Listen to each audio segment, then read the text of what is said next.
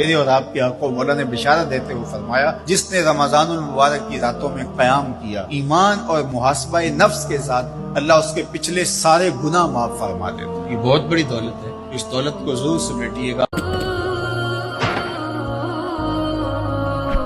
بنت اسلام۔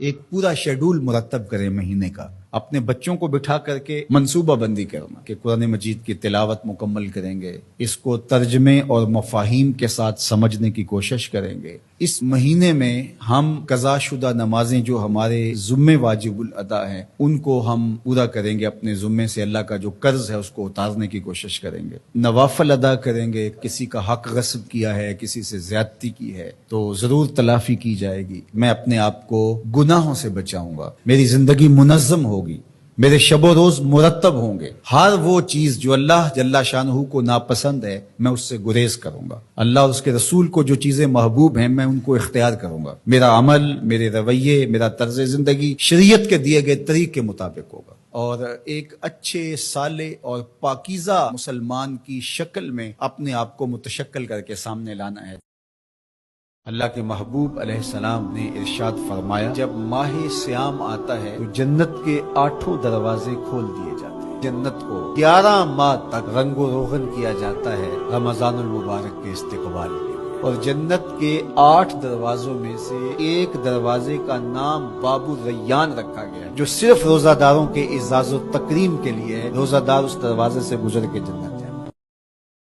روزہ افطار کروانے والے کو روزہ رکھنے والے جتنا اجر ہی دیا جائے گا، روزہ رکھنے والے کے اجر میں بھی کوئی کمی نہیں واقع ہوگی۔ کہا، اے اللہ کے پیارے رسول صلی اللہ علیہ وسلم، ہم میں سے تو ہر بندہ یہ طاقت نہیں رکھتا کہ روزہ دار کو روزہ افطار کروا دے۔ حضور نے ارشاد فرمایا، یہ ثواب اللہ اسے شخص کو بھی عطا کرے گا جس نے کسی کا روزہ ایک گھونٹ دودھ سے کھلوا دیا یا ایک کھجور سے کھلوا دیا۔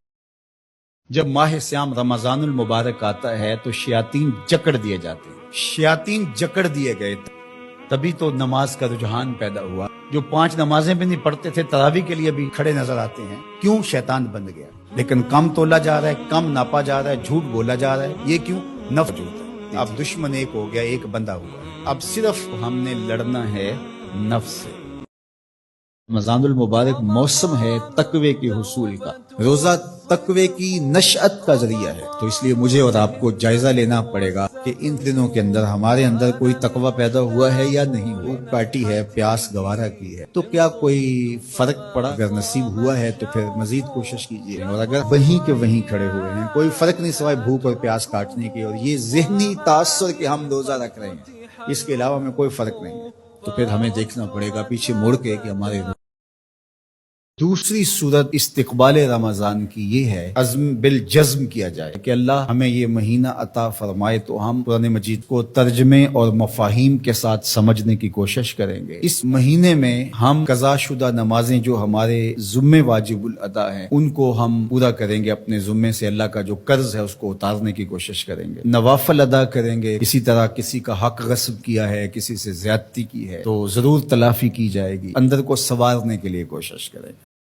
تمہاری جوانی اتنی خوبصورت ہو کہ محمد عربی کو رشک آئے تمہاری جوانی پر، اپنی اس جوانی کو دین کے لیے وقف کرنا، سحری کے سجدوں میں آنسو بہا کر کے جوانی کا لطف کشید کرنا۔ عشق کرنا ہے تو کسی آوارہ سے نہیں، عشق کرنا ہے تو رب العالمین سے کرو، آمنہ کے لال سے کرو، تو پھر دیکھنا کہ یہ جوانی کیا نور بخشتی ہے۔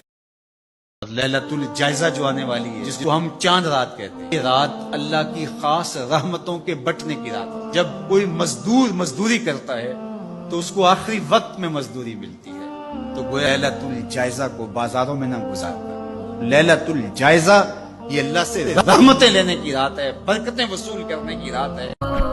بنت اسلام۔